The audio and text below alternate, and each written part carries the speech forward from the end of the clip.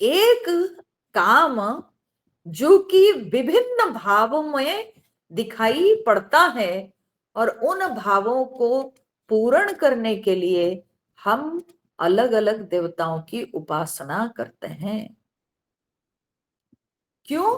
क्योंकि हमको भिन्न भिन्न प्रकार की इच्छा पूर्ति करनी है। हमारे अंदर एक इच्छा नहीं, अनेक प्रकार की इच्छाएं हैं और उन इच्छाओं की पूर्ति के लिए हम अलग अलग देवताओं की उपासना करते हैं।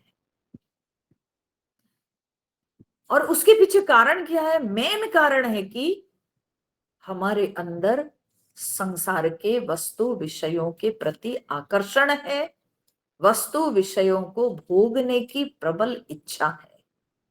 यह जो वस्तु विषयों को भोगने की प्रबल इच्छा या कामना, यही हमको प्रेरित करती है अलग अलग देवताओं की उपासना करने के लिए। ठीक है, अब यहां पर एक बात को समझ जाइए कि ये जो अन्य देवता उपासना करने वाले होते हैं लोग, इनके अंदर मुख्य रूप से रहता क्या है? इनके अंदर मुख्य रूप से रहता है कि वस्तु विषयों की प्राप्ति, वह उनके लक्ष्य होता है और उस लक्ष्य को साधने के लिए वे लोग अलग अलग देवताओं की उपासना करते हैं। ठीक है, और जो पहले वाले श्लोक में हमने पढ़ा था कि वासुदेव सर्वम इति स महात्मा सुदुर्लभ, वो जो दुर्लभ महात्मा के बारे में, ज्ञानी महात्मा के बारे में भगवान इसके पहले श्लोक में बताए कि सर्वम वासुदेव, जिनको सब वासुदेव ही दिखाई पड़ते हैं। तो उनकी दृष्टि और इनकी दृष्टि में अंतर क्या है? ना उनको सब में वासुदेव दिखते हैं और इन सब को सब कुछ दिखता है लेकिन वासुदेव नहीं दिखते हैं। ठीक है, तो ये जो कामी लोग हैं, इनको सब कुछ नजर आते हैं, विभिन्न रूप दिखते हैं, विभिन्न आकार दिखते हैं, विभिन्न प्रकार के गंध दिखते हैं, विभिन्न प्रकार के रस समझ में आता है, शब्द समझ में आता है, परंतु सबके अधिष्ठाता एक परमात्मा वो नजर नहीं आते।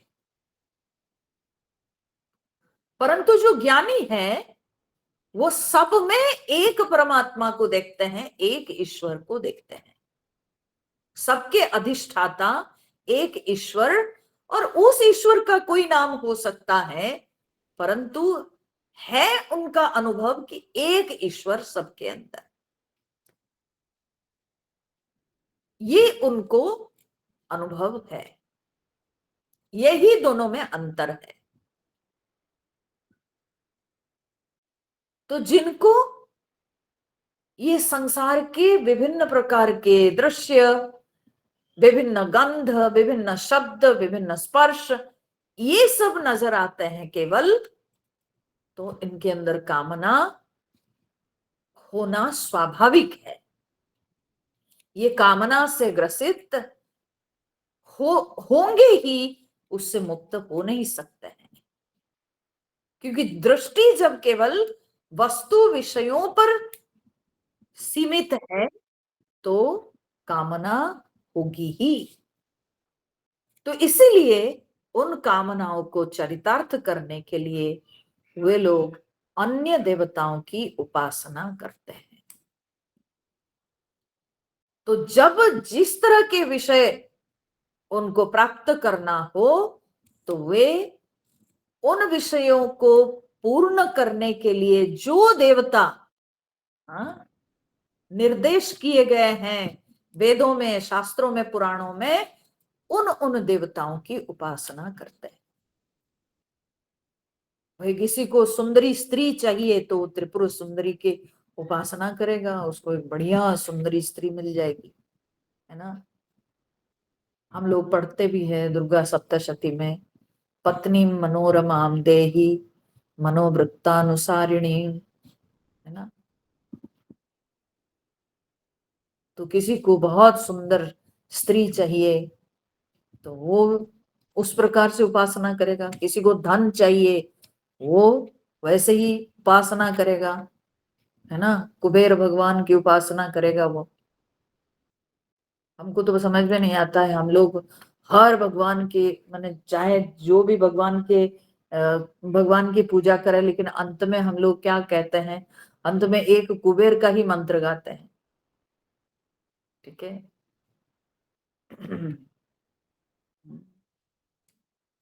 ओम राजाधिराजाय प्रसह्य साहिने नमो वयम वै। उसी में आता है एक लाइन जो काम कामाय मह्यम कामेश्वरो वै श्रवणो ददातु कुबेराय वैश्रवणाय महाराजाय नमः। तो कुबेराय वैश्रवणाय महाराजाय नमः। तो हमको हमारी हमारी दृष्टि जाके अटकती है धन पर, मुझे लगता है, तो हमको कुबेर चाहिए। इसीलिए हम जो भी उपासना, जो भगवान की भी उपासना करें, लेकिन अंत में जा करके हम लोग हाँ कुबेर भगवान के मंत्र ही गा लेते हैं। कुबेराय वैश्रवणाय महाराजाय नमः, ठीक है। तो ये नॉर्मली जो है लोग पुष्पांजलि देते समय गाते हैं। और जो भी हो, पर कहने का तात्पर्य है कि हम हमारे अंदर इच्छा क्या है। हमारे अंदर इच्छा है कि हमको धन की प्राप्ति हो, हमको यश की प्राप्ति हो, हमको पत्नी मिले, हमको पति मिले, हमको घर द्वार मिले, यही सब इच्छा रहती है। तो विभिन्न प्रकार की इच्छाओं को चरितार्थ करने के लिए अलग अलग देवताओं की उपासना करते हैं।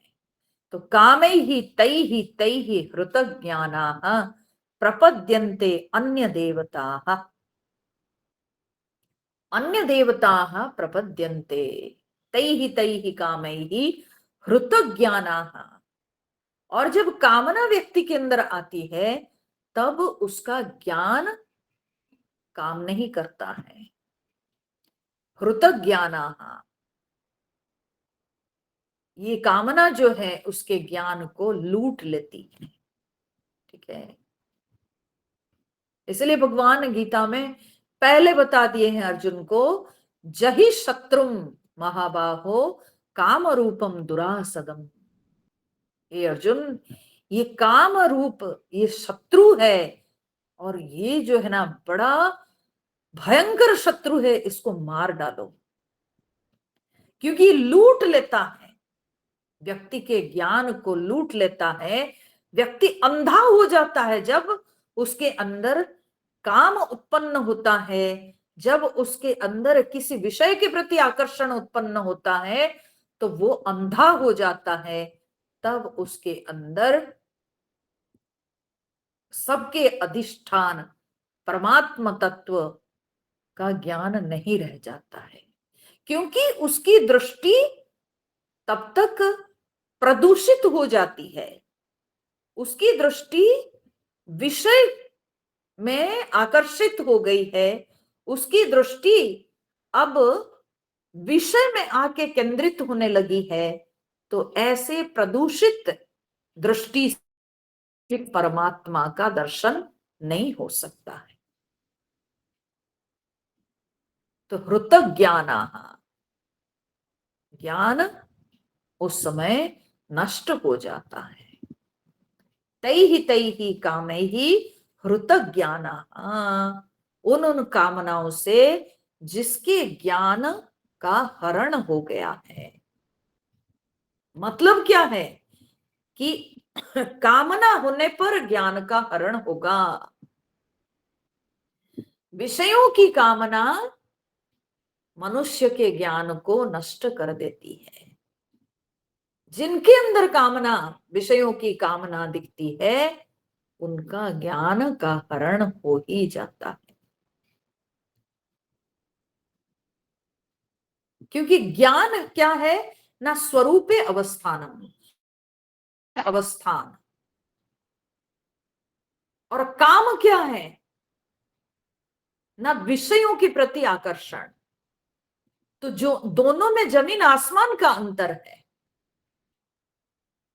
या तो हम ज्ञान में रहें और नहीं तो काम में रहें। हाँ?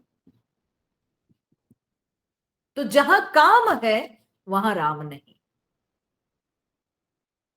तो जब काम आ जाता है, जब विषयों के प्रति आकर्षण दिखता है, तो वहां स्वरूप में कभी भी हमारी स्थिति स्थिति दृढ़ नहीं हो सकती।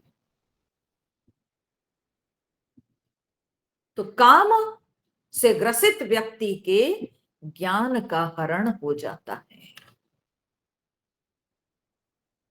और वो इतना अधिक काम से प्रेरित होता है कि वो अलग अलग देवताओं से अपनी कामना को पूर्ति करना चाहता है। तो प्रपद्यन्ते अन्य देवता, अलग अलग देवताओं की उपासना करता है।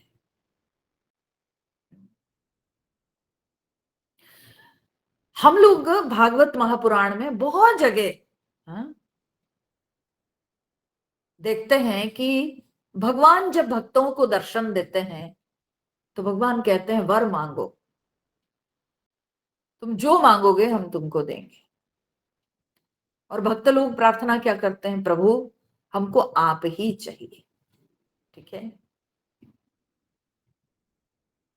तो जो असली भक्त होते हैं उनकी अन्य कोई कामना नहीं होती है, वे भगवान को ही चाहते हैं। और जो नकली भक्त होते हैं तो वे भगवान से मिलते तो हैं लेकिन उनकी इच्छा रहती है कुछ और, वे भगवान से दूसरी वस्तु की इच्छा को पूर्ति करते हैं। यही अंतर है।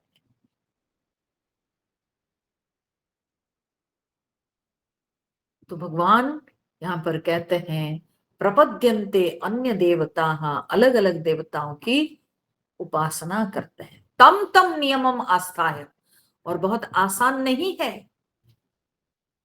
अलग अलग देवताओं से अपनी कामना को पूर्ण करना इतना सहज नहीं है। तो जो जो देवताओं की उपासना करेंगे उनके जो जो नियम है सब उसको पालन करेंगे। भाई विष्णु भगवान अगर तुलसी से प्रसन्न होते हैं तो चलो तुलसी का जुगाड़ करो। शंकर भगवान बिल्व पत्र से प्रसन्न होते तो बिल्व पत्र का जुगाड़ करना है ना। देवी माँ को सम्मी चढ़ाना है तो सम्मी पत्र कहीं से जुगाड़ करना है। किसी पर कमल फूल चढ़ाना है तो कमल फूल करो। तो ऐसे करके अलग अलग नियम, अलग अलग दिन वार व्रत, विभिन्न प्रकार के उसमें आडंबर, वो सब तम तम नियमम आस्थाय, वो नियम को पालन करके प्रकृत्या नियता स्वयं, है ना। तो बोलते हैं ऐसा क्यों करते हैं? क्योंकि स्वयं प्रकृत्या नियता, ये लोग जो है ये अपने स्वभावश, ये लोगों का स्वभाव है। जो साधारण संसारी जीव हैं ये उनका स्वभाव है कि आज एक कामना तो उस कामना की पूर्ति के लिए एक भगवान, एक देवता की उपासना किए। फिर कल उनके अंदर दूसरी इच्छा उत्पन्न हुई तो फिर दूसरे भगवान, दूसरे देवता की उपासना। तो ये अपने स्वभाव से मजबूर हो करके वे लोग अलग अलग नियमों का पालन करके अलग अलग देवताओं को प्रसन्न करना चाहते हैं, जिससे कि उनकी कामना की पूर्ति होगी। ये साधारण संसारियों का लक्षण होता है। ये साधारण संसारी जीवों का यही गति है, यही लक्षण है। तम तम नियमम आस्थाय प्रकृत्या नियता स्वया। ठीक है, तो वे भगवत स्वरूप को नहीं जानते हैं और वे कामना से प्रेरित होकर स्वभाव, हाँ, की परवस्था में वे लोग बस बहते चले जाते हैं। परमात्मा के स्वरूप से उनको कोई लेना देना नहीं है, कोई लेना देना।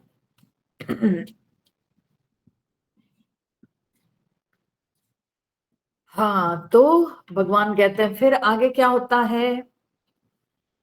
यो यो याम याम तनुम भक्तः श्रद्धयार्चितुमिच्छति तस्य तस्याचलां श्रद्धां तामेव विदधाम्यहम्। यो यो याम याम तनुं भक्तः श्रद्धयार्चितुमिच्छति तस्य तस्याचलां श्रद्धां तामेव विदधाम्यहम्। तो फिर क्या होता है, न यो यो यह याम याम तनुम भक्तः, यह माने जो जो, ऐसे जो जो उपासक सब, याम याम तनुम भक्तः, ठीक है, तो याम याम तनुम भक्तः, जो जो शरीर के भक्त हैं, ठीक है, जो जो भक्त जिस जिस तनु माने जो जो शरीर, जो जो शरीर माने देवताओं के अलग अलग प्रकार के जो रूप है, भिन्न देवता के भिन्न भिन्न रूप है, उनके भिन्न भिन्न प्रकार के होता है अस्त्र शस्त्र, अलग वाहन, अलग उनके वेशभूषा। हाँ, तो भिन्न देवता के वो जो भिन्न भिन्न सब आकार हैं, उनके वे भक्त होकर श्रद्धया अर्चितुम इच्छति, श्रद्धा से उनकी अर्चना करना चाहते हैं, क्योंकि उनका लक्ष्य है अपनी कामना की पूर्ति।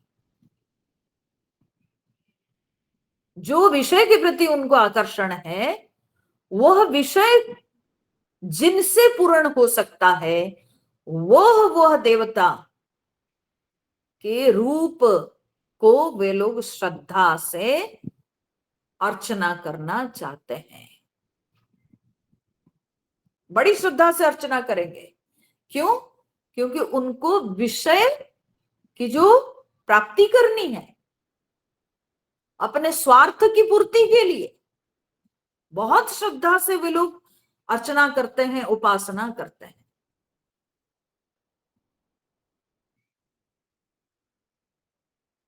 मैं आज से लगभग मैं बताती हूँ 16-17 साल पहले जब यहीं पर बोकारो में मैं आश्रम में एक दिन मैं अकेली अपने जो है ना बगीचा में घूम रही थी और गेट खुला था, तो एक लेडी आ गई, वो जानती नहीं होगी हो सकता है, तो वो अंदर आ गई, आके बोलती है कि मुझे आपसे कुछ बात करनी है। तो मैं बोली ठीक है बोलिए। तो वो मेरे को अपने वो क्रिश्चियन लेडी थी, वो जीसस की पूजा करती थी और वो मुझे ब्रेन वॉश करना चाहा, बोले कि हमारे जीसस की पूजा करने से सारे दुख दूर हो जाते हैं, कष्ट दूर हो जाते हैं। उसको लगने लगा कि मैं बड़ी जो है ना कष्ट में होंगी, मैं अकेली रहती हूँ। बोले कि मेरे को पता है आप अकेली रहती हो, हाँ आपको बहुत तकलीफ होती होगी, ये वो। मैं सुनती गई चुपचाप, मैं कुछ बोली नहीं, सुनती गई। वो बैठ के मेरे को बहुत खूब समझाने लगी, हाँ हमारे जीसस भगवान जैसे कोई भगवान नहीं है, तो ऐसे ऐसे सुनाने लगी। तो सब सुनने के बाद मैं बोली कि मैं तो मानती हूँ मेरे कृष्ण भगवान आपके जीसस में भी है, तो आपके जीसस को मैं तो अपने कृष्ण के रूप से देखती हूँ, मुझे तो कोई उसमें द्वंद्व नहीं है, मैं अगर ये कहूं तो चुपचाप उठ के चल दी। वो समझ गई और कुछ नहीं बोली, बस उठ के चल दी, बोली कि अच्छा ठीक है। मैं बोली मुझे कोई डाउट नहीं है कि हमारे कृष्ण आपके जीसस में है, मेरे कृष्ण सब में है, मुझे कहीं कोई संदेह नहीं है, मुझे किसी भी प्रकार के जो है मन में द्वंद्व नहीं है, और किसी के पास मुझे जाने की जरूरत नहीं, हो गया।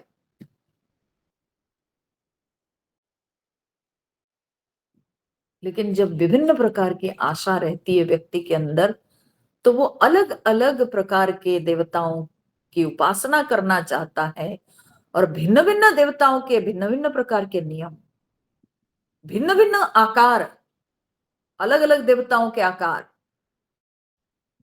और अपनी स्वार्थ पूर्ति के लिए ये मनुष्य बहुत श्रद्धा से वो अलग अलग देवताओं की अर्चना करना चाहता है, क्योंकि उसके अंदर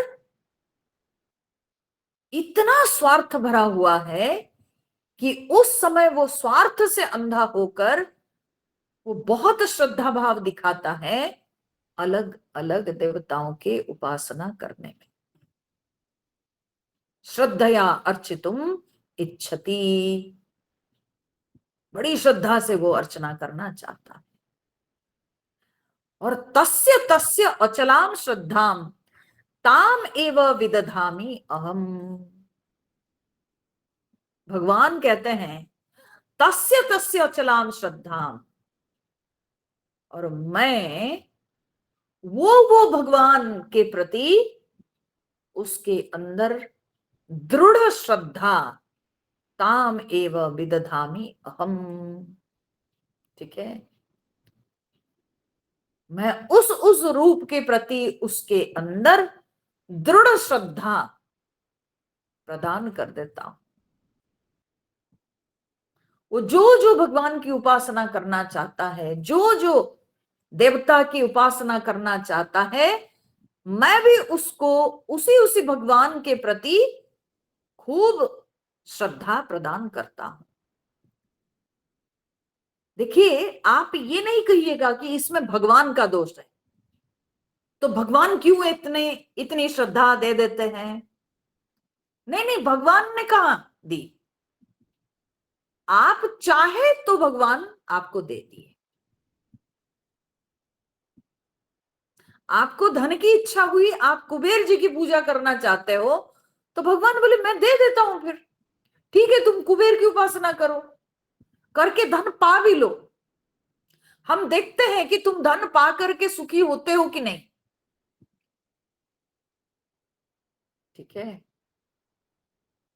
तो किसी को रूप चाहिए, किसी को धन चाहिए, किसी को यश चाहिए, हाँ, तो जिसको जो चाहिए वो उसके अनुरूप देवता की उपासना करना चाहता है, और करके वो प्राप्त करना चाहता है, अपने विषय को प्राप्त करना चाहता है। तो भगवान बोले मैं भी उसको उसी प्रकार से दृढ़ श्रद्धा प्रदान करता हूं कि जिसमें कहीं पर उसको कोई डाउट नहीं रहेगा। तो वो अलग अलग देवता, अलग अलग मूर्ति की वो उपासना करता है। करो भाई, करके प्राप्त करो। नाम प्राप्त करो, धन प्राप्त करो, यश प्राप्त करो, सब कुछ करो। ठीक है, जो चाहिए सो तुम प्राप्त करो। तो अलग अलग उपासना करके अलग अलग प्रकार के वस्तु विषय को व्यक्ति पूर्ण करता जाता है। फिर क्या होता है, फिर भगवान कहते हैं सतया श्रद्धया युक्तः तस्याराधनमीहते लभते च ततः कामान् मयैव विहितान् हितान् सतया श्रद्धया युक्तः तस्याराधनमीहते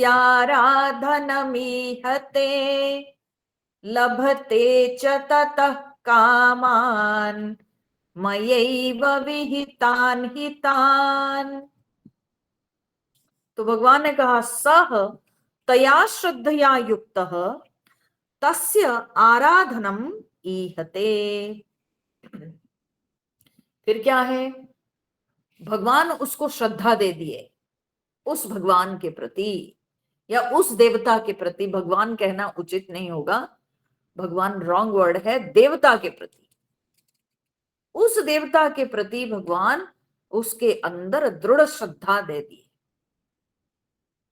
और उसके बाद क्या करता है ना, सह तया श्रद्धया युक्त, वो उस श्रद्धा से युक्त होकर तस्य आराधनम ईहते, वो उनकी आराधना करना चाहा। ठीक है, उनकी आराधना वो करने को चाहता है। तो और आराधना किया भी। ठीक है, फिर क्या, न लभते च ततः कामान, ततः कामान लभते।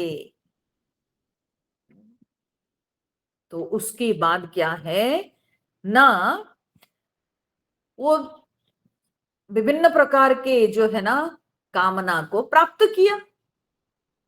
जो जो देवता की उपासना की उस उपासना के अनुरूप उसको फल मिल गया। ततः कामान लभते, वही कामना वो प्राप्त की, माने उसकी कामना पूर्ति हो गई। तो भगवान यहां पर कहते हैं कि मया एव विहितान हितान। ये भूलना नहीं चाहिए कि वो जो कामना है वो मेरे द्वारा ही विधान किया हुआ है। ठीक है, क्योंकि सबके अधिष्ठाता तो एक परमात्मा ही है। ठीक है, और उसको जो लगता है कि मैंने शिव जी की पूजा की तो ये फल की प्राप्ति हुई। ठीक है, ये ऐसी बात है जैसे कि आप समझ लीजिए कि एक सरकार के अधीन क्या होता है ना, अलग अलग डिपार्टमेंट है। ठीक है, अलग अलग मिनिस्ट्री है। हाँ, तो विभिन्न जो प्रकार के सब मिनिस्ट्रीज है वो अलग अलग मिनिस्ट्री को फिर फंड दिए गए हैं कि इतने वे लोग स्पेंड कर सकते हैं, इस हद तक वे स्पेंड कर सकते हैं। ठीक है, उसका एक लिमिट दिया गया है, इस क्षेत्र में वे स्पेंड कर सकते हैं। ठीक है, तो जो भी वो मिनिस्ट्री स्पेंड करते हैं या उस मिनिस्ट्री के तहत जो कार्य होता है अंततोगत्वा वो किसके द्वारा विहित किया हुआ है, सरकार के द्वारा। एक सरकार उसका विधान किए हैं। तो उसी प्रकार से एक परमात्मा के विधान से ही अलग अलग देवता वे हमारी इच्छाओं को पूर्ति करते हैं, क्योंकि सारे देवताओं को आखिर एक परमात्मा से ही प्रकाश प्राप्त होता है। वो एक परमात्मा ही सबके अधिष्ठाता है, वे सबके ईश्वर हैं और वे सबके नियंता है। उन्हीं के प्रकाश से प्रकाशित होकर ये देवता सारे कार्य करते हैं।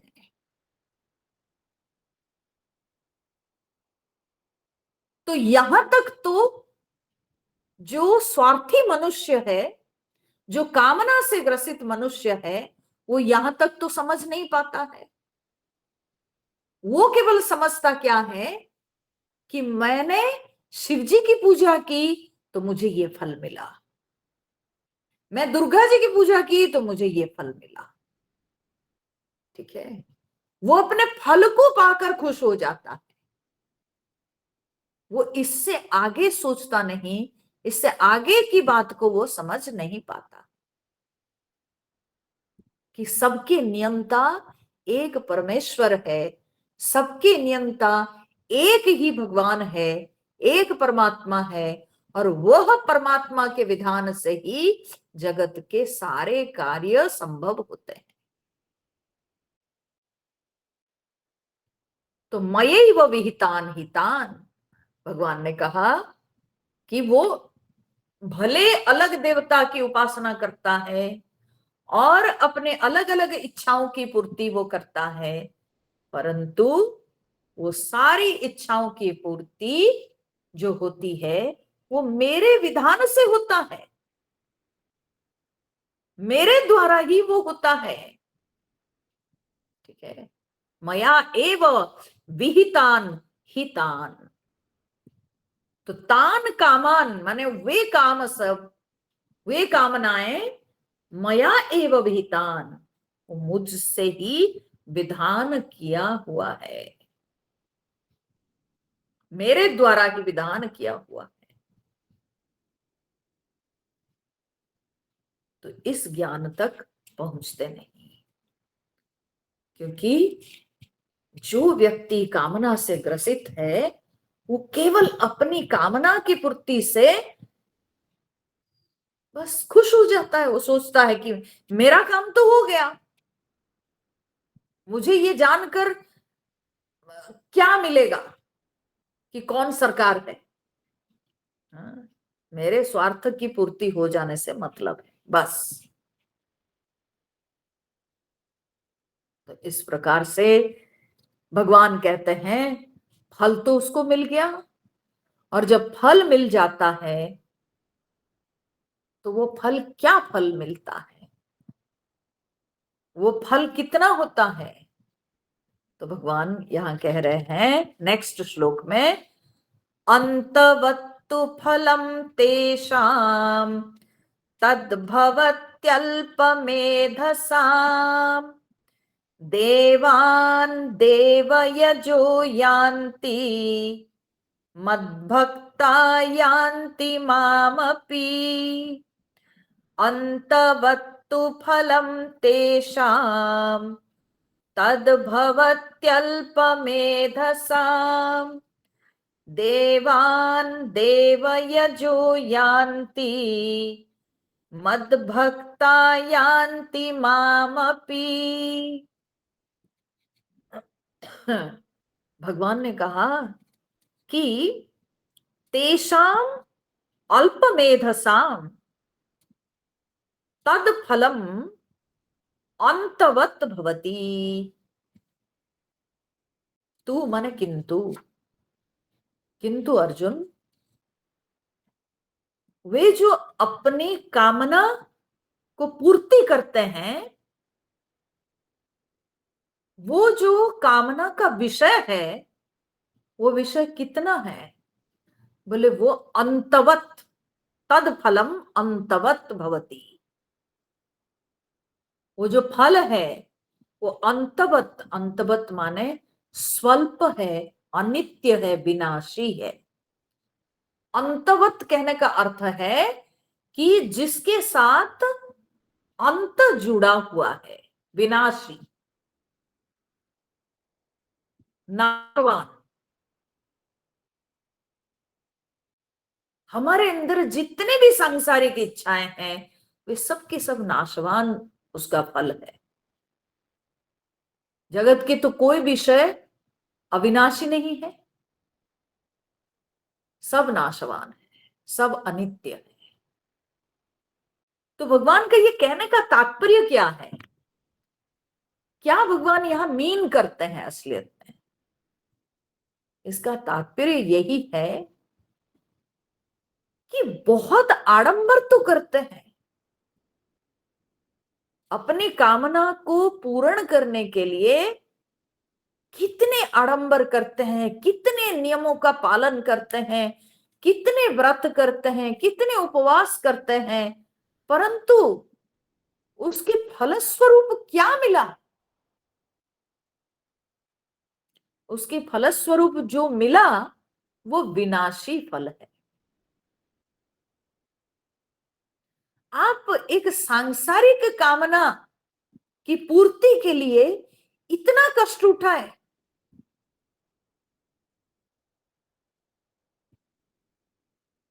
और फिर एक कामना पूर्ण होने के बाद कौन सा मन शांत हो जाता है?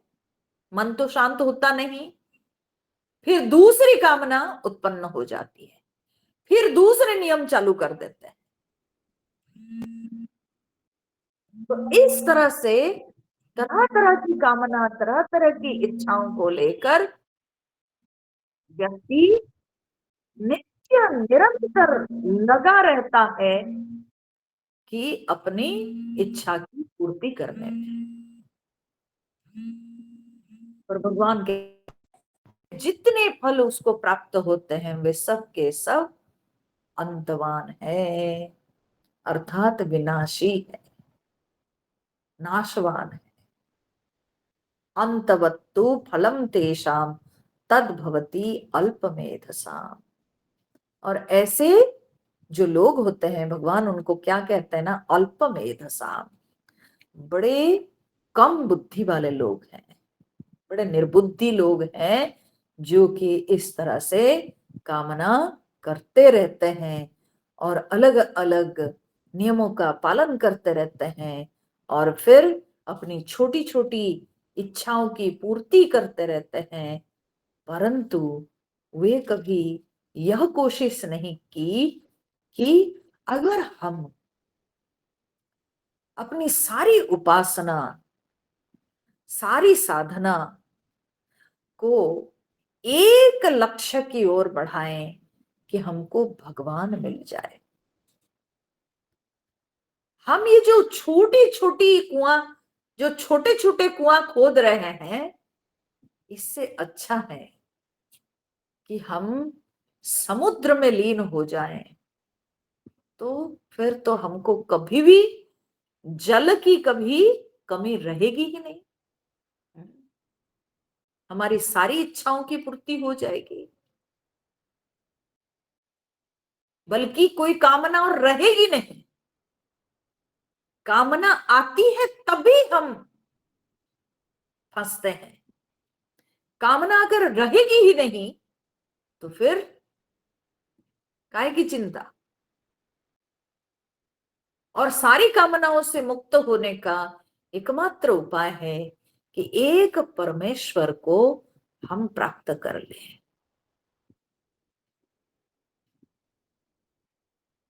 हम यही मांगे कि हमको भगवान आप चाहिए, मुझे प्रभु मिल जाए, ठीक है, और किसी चीज की इच्छा नहीं।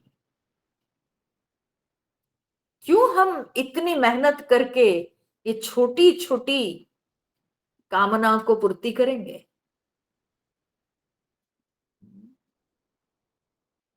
तो भगवान यही कहते हैं कि उनको जो फल मिलता है वो फल क्या है ना, अंतवत। अंतवत अर्थात अंतवान, हाँ, अंत से युक्त, नाश से युक्त, नष्टवान है। जो भी फल वे प्राप्त करते हैं वे सब के सब नाशवान है, अर्थात अनित्य है, अनित्य फलों की प्राप्ति करते हैं। इसलिए भगवान कहते हैं अंत में आकर, देवान देव यजः यान्ति मद भक्ताः यान्ति माम अपि। देवान देव यजः यान्ति, देव यजः देवान यान्ति। जो देवताओं की पूजा करने वाले हैं वे देवताओं को प्राप्त होते हैं, ठीक है। या उन देवलोकों की प्राप्ति वे करते हैं। मद भक्ताः यान्ति माम अपि, और जो मेरे भक्त हैं वे मुझको प्राप्त होते हैं। तो यहां मेरे भक्त कहने का तात्पर्य है कि जो केवल एक ईश्वर की इच्छा करते हैं तो वे ईश्वर तत्व में लीन होते हैं, वो परमात्मा तत्व में लीन हो जाते हैं। और जो देवताओं की आराधना करते हैं, देवताओं की आराधना कहने का तात्पर्य क्या है, माने अपने विभिन्न प्रकार की इंद्रियों की जो कामनाएं हैं उनको चरितार्थ करना चाहते हैं, वे वैसे ही देवताओं के सिद्धि को प्राप्त करते हैं, परंतु कदापि जन्म मृत्यु के बंधन से मुक्त नहीं हो पाते।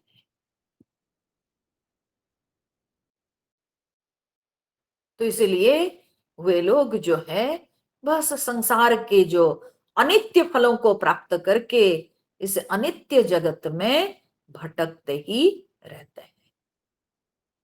देवान देव यजः यान्ति, जो देवताओं के यजन करने वाले वे देवताओं को प्राप्त करते हैं।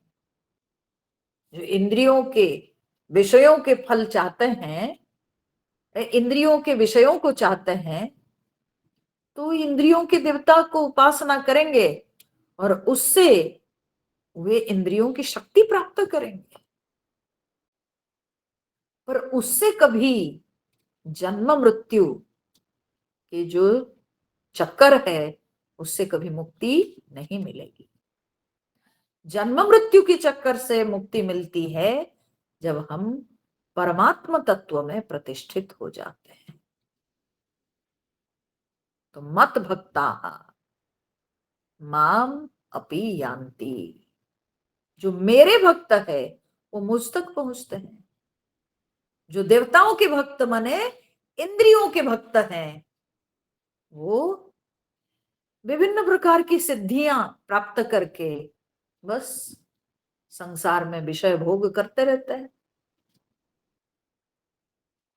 तो यही जो है गति है। करते तो है बहुत प्रकार के अभ्यास। श्रीधर स्वामी ने इस पर बड़ा सुंदर जब टीका लिखी है तो उन्होंने लिखा है कि मेहनत तो दोनों में बराबर है, इसमें भी मेहनत है उसमें भी मेहनत है। हाँ? वही मेहनत करके आप विराट परमात्मा को क्यों नहीं प्राप्त किए? आप स्वल्प वस्तु की इच्छा क्यों रखे? क्यों स्वल्प वस्तु मांगे? तो उतनी मेहनत करके स्वल्प वस्तु की कामना करने से अच्छा है कि जो ये संपूर्ण त्रिलोक के स्वामी हैं हम उन्हीं को मांग ले। ठीक है, अगर वे हमारे अधीन हो जाएंगे तो अपने आप सब कुछ की प्राप्ति हो जाएगी। परंतु ये भरोसा नहीं होता है, संसारी मनुष्य के मन में इतना विश्वास नहीं होता है, इसलिए वो सोचता है कि नहीं नहीं मैं पहले अपनी इच्छा की पूर्ति कर लूं। तो वो अपनी इच्छा पूर्ति करने में लगा रहता है, इंद्रियों को खुश करता रहता है। तो तब इंद्रिय के स्तर पे विभिन्न प्रकार की सिद्धि लाभ करके इसी में भटकता रहता है। तो भगवान आगे जो है इस विषय को समाप्त करते हुए कह रहे हैं, अव्यक्तम व्यक्तिमापन्नम मन्यन्ते माम बुद्धयः परम भावमजानन्तः ममाव्ययमनुत्तमम्। अव्यक्तं व्यक्तिमापन्नं मन्यन्ते माम बुद्धयः परं भावमजानन्तः ममाव्ययमनुत्तमम्। तो भगवान ने कहा कि मम अनुत्तमम अव्ययम परम भावम अजानन्तः,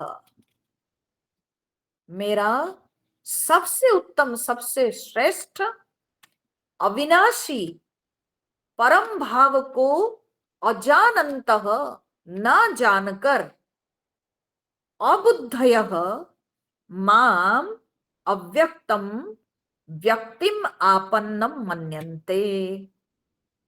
अबुद्धयः, अबुद्धय माने अविवेकी लोग, मूढ़ लोग, वे मुझ अव्यक्त परमात्मा को व्यक्तिम आपन्नम मन्यन्ते,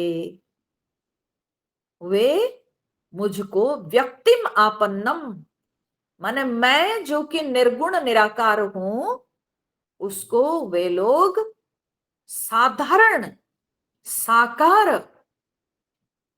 एक रूप मानते हैं।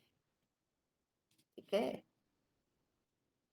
कोई एक आकार सहित एक छोटा सा रूप ही मुझे मानते हैं। और कौन लोग? न जो मूढ़ लोग हैं, जो अविवेकी लोग हैं, जिनके अभी ज्ञान में पक्वता नहीं आई है, जिनके ज्ञान अभी बहुत कच्चा है, तो वे लोग मुझ अविनाशी परमात्मा को एक साधारण आकार वाला, एक कोई स्वल्प रूप वाला ही वे मुझको मानते हैं। ठीक है, बस यहीं तक उनकी दृष्टि है। और वे सोचते हैं ये जो आकार के, निर्दिष्ट आकार के, निर्दिष्ट अस्त्र शस्त्र वाला, निर्दिष्ट प्रकार के चिन्ह लक्षणों से युक्त वाला ये जो देवता है, ये मेरी यह कामना पूर्ति करने के लिए है। बस हो गया। ठीक है, अब देखो इसमें क्या है ना, इसमें त्रुटि है केवल दृष्टि का। आप उपासना किसी भी रूप की कर सकते हो। ठीक है, आपके मन में ये शंका उठ सकती है कि भाई अगर मैं कृष्ण भगवान की उपासना एक मूर्ति में करती हूं तो क्या गलत कर रही हूं? बोले गलत कुछ नहीं, परंतु आप अगर ये सोचते हो कि मैं कृष्ण भगवान की उपासना करती हूं इसलिए कि मेरी ये इच्छा की पूर्ति ये करेंगे, तब जानिए कि आपकी दृष्टि यहां पर सीमित हो गई। आप इसीलिए उस रूप की उपासना करते हो कि आपकी इन इच्छाओं की पूर्ति हो जाएगी। पर आप वही रूप को अगर सर्वेश्वर के रूप से समझ रहे हैं कि जो मेरे कृष्ण हैं वे सर्वाधिष्ठान है, वे सर्वेश्वर है, वो संसार की नियंता है, और वे जानते हैं सब कुछ, क्या सही है क्या गलत है, क्या किसको प्राप्त होना है क्या नहीं प्राप्त होना है, ये सब उनको पता है। और इसकी मुझे जो है कुछ मांगने की जरूरत नहीं, या मेरी कामना करने की कोई आवश्यकता नहीं, बल्कि मेरी जो आवश्यकताएं हैं वे सृष्टि के नियंता है, इसलिए वे अपनी सृष्टि को चलाएंगे। तो ये भावना रख के अगर हम कृष्ण की मूर्ति की उपासना करते हैं तब इसमें कोई त्रुटि नहीं है, इसमें कोई त्रुटि नहीं। परंतु अगर मेरी उपासना में कामना जुड़ जाती है तब वहां पर हमारे लिए वो उपासना जो है वो बहुत ही निम्न प्रकार की उपासना मानी जाती है। ठीक है, तो भगवान कहते हैं तब उस प्रकार की उपासना में वे लोग मुझे क्या मानते हैं? न अव्यक्तम, मुझ अव्यक्त तत्व को व्यक्तिम आपन्नम मन्यन्ते। वे एक व्यक्ति, व्यक्तिम आपन्नम, ठीक है, एक व्यक्ति के रूप से वे मुझे मानते हैं, जो कि मैं अव्यक्त हूं, मैं अविनाशी हूं, मैं अव्यक्त हूं, परंतु मुझे केवल वे एक निर्दिष्ट आकार के मानते हैं, निर्दिष्ट फल देने वाला मानते हैं। तो यही जो है साधक की उपासना में त्रुटि है, यही दृष्टि में कमी है। ठीक है, केवल दृष्टि का अंतर है और कुछ नहीं। जो आप कर रहे हैं वो ज्ञानी भी वही करता है, जो ज्ञानी भक्त होता है वो भी करता है। तो शुकमुनि जी भी भगवान श्री कृष्ण के गुणगान किए हैं, परीक्षित जी को भगवान श्री कृष्ण की कथा सुनाए हैं। तो क्या वे सगुण भक्ति नहीं हुई? वे भी सगुण भक्ति करते हैं, परंतु सगुण भक्ति करते हुए भी उनके अंदर निर्गुण निराकार परमात्मा का जो भाव है वो नष्ट नहीं हुआ है।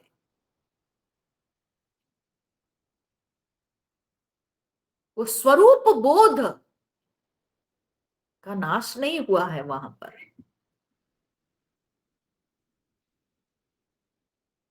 परंतु अगर हमारी उपासना में सांसारिक विषय हमारे मन में आ जाते हैं, तब मन दूषित हो गया, हमारे भाव दूषित हो गया, और उसमें हम भगवान को सीमित कर दिए कि बस ये फल देने वाला।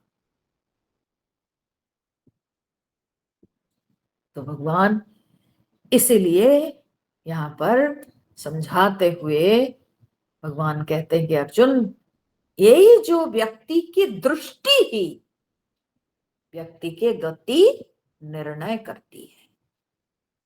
जिसके अंदर जैसी दृष्टि उसको वैसी गति मिलती है। तो जो देवताओं की उपासना करता है अपनी कामना पूर्ति के लिए, उसको वही देवस्थिति प्राप्त होती है। तो देवस्थिति माने क्या है? इंद्रियों से युक्त शरीर, शरीर की प्राप्ति। और जो भगवान को पाना चाहते हैं वे भगवान भगवत स्वरूप को लाभ करके भगवत तत्व में लीन हो जाते हैं। तो अपनी दृष्टि के अनुसार ही गति होती है और कुछ बात नहीं। तो भगवान ये जो उपासना का रहस्य यहाँ पर बताते हुए आगे बड़ा सुंदर भगवान वर्णन करेंगे, जिसको हम लोग कल के सत्संग में श्रवण करेंगे। ठीक है, और हमें लगता है कि कल के सत्संग में हमारा यह चैप्टर खत्म होना चाहिए। ठीक है, कल के कल तो है नहीं, कल तो सैटरडे है। ओहो, इस सप्ताह में एक ही दिन सत्संग हो पाया। अच्छा अच्छा, कोई बात नहीं, फिर अगले सप्ताह हम लोग मिलेंगे और तब हम लोग का ये 7th चैप्टर समाप्त होगा। तो आज के लिए यहीं पर रखते हैं। ठीक है, हरि ओम नारायण। ओम पूर्णमद पूर्णमिदं पूर्णात् पूर्णमुदच्यते पूर्णस्य पूर्णमादाय पूर्णमेवावशिष्यते। ओम शांति शांति शांति। हरि ओम। श्री गुरुभ्यो नमः। हरि ओम।